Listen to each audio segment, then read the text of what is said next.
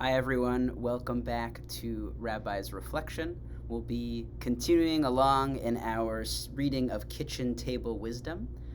Today's story is called Human Being. I think I say this every week, but I think I'll say it about this week in particular. I think this is probably the best story that we've read so far in our weeks and months together. It's quite a profound story. It's a bit longer than usual, so I hope you'll stick with us. I think after I read this story, I felt I need to read this story every few months in order to remember what's important in life.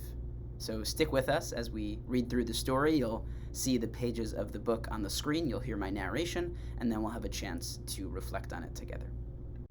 Human Being. In the beginning of December, the year I was 13, my father declared bankruptcy. That was the year we all made our Christmas presents.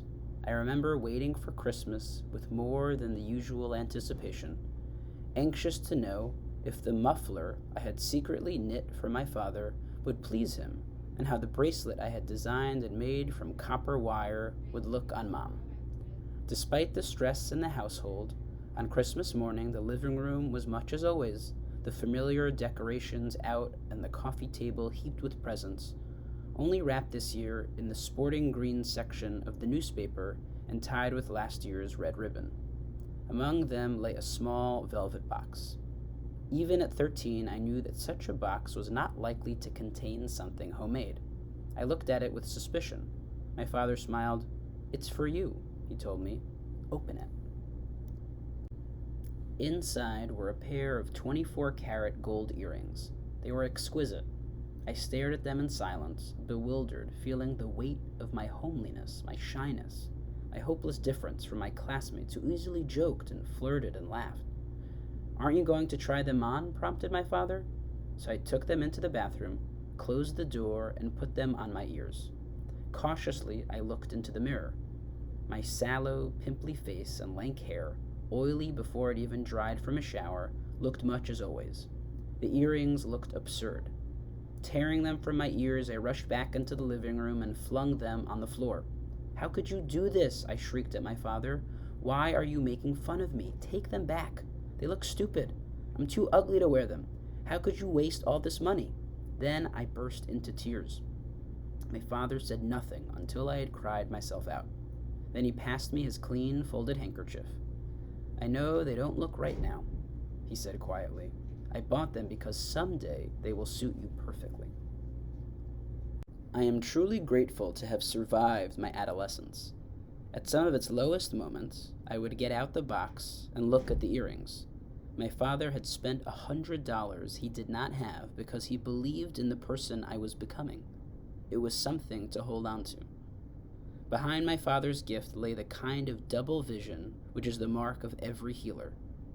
He could have told me not to cry, that someday I would be a lovely woman, but that would have belittled my pain and invalidated my experience, the truth of the moment.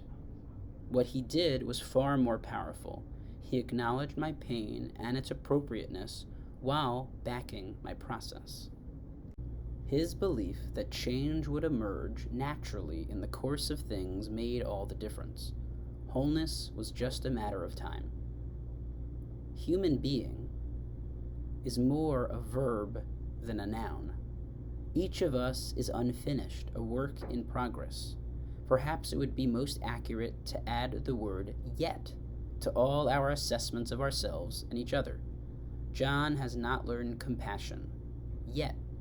I have not developed courage yet. It changes everything. I have seen the yet become real even at the very edge of life. If life is process, all judgments are provisional. We can't judge something until it is finished. No one has won or lost until the race is over. Broken may be only a stage in a process. A bud is not a broken rose. Only lifeless things are broken. Perhaps the unique process which is a human being is never over, even at death. In our instinctive attachments, our fear of change, and our wish for certainty and permanence, We may undercut the impermanent, which is our greatest strength, our most fundamental identity. Without impermanence, there is no process. The nature of life is change. All hope is based on process.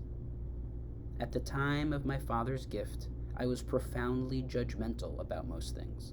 What was lacking always seemed so clear to me, and colored my reactions to myself and those around me.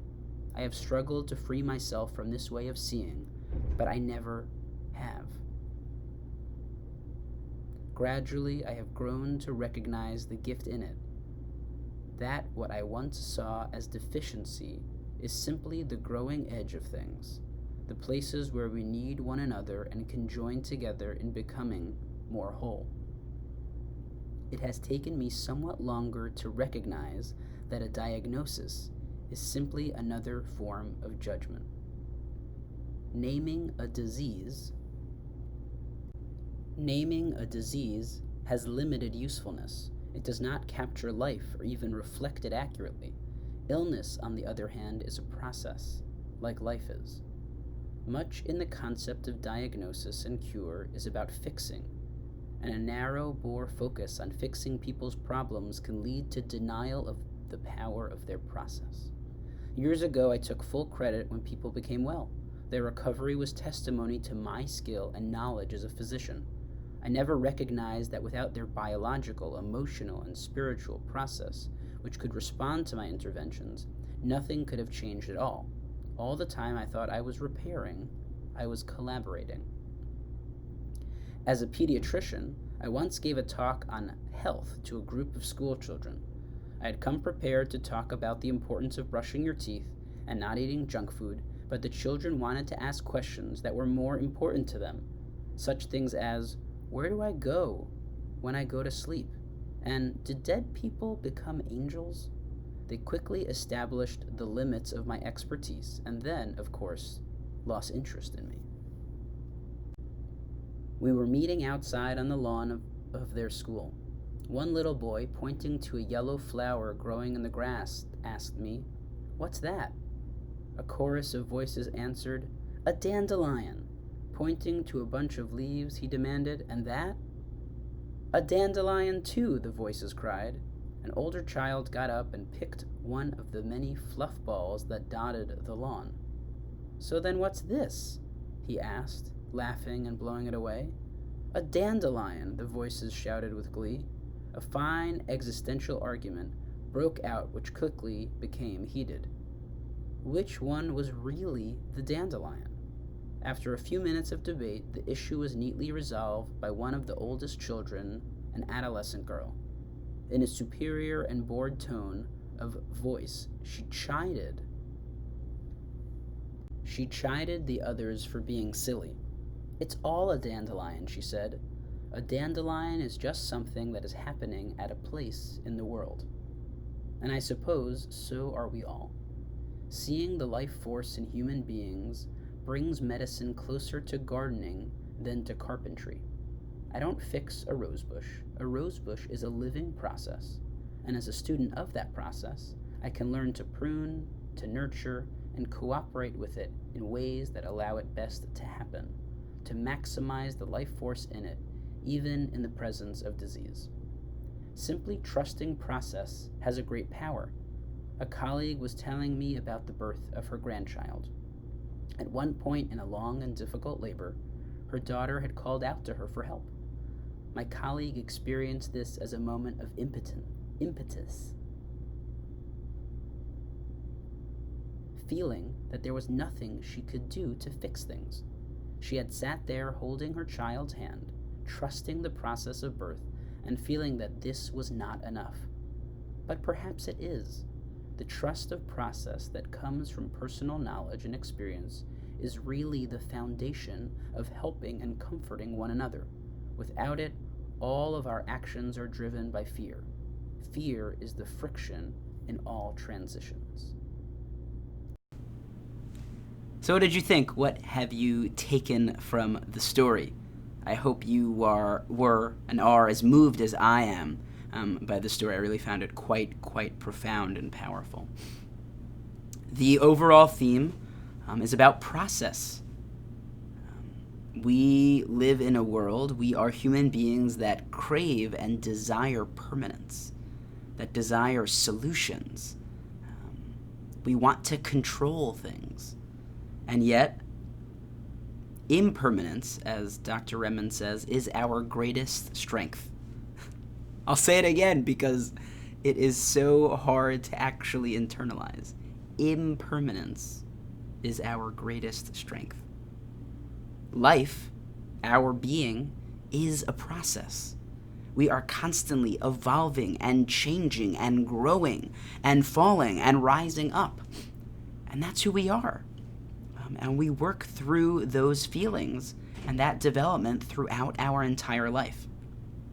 There is never a moment when we can't grow, when we can't change, when we can't continue along in our process.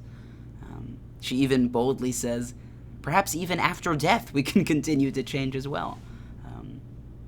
It's really quite profound.